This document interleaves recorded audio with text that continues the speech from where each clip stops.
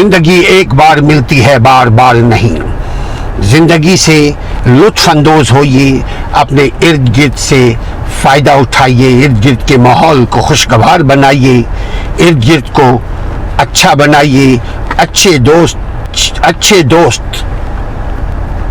दोस्त बनाने के लिए खुद अच्छा बनना पड़ता है।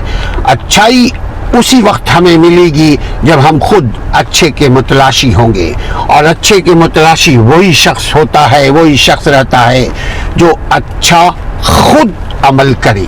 मैं खुद अच्छा अमल करूँगा तो अच्छाई का राही बनूँगा। अच्छाई मेरे अंदर होगी तो मेरी ज़ुबान से अच्छे कलमात निकलेंगे।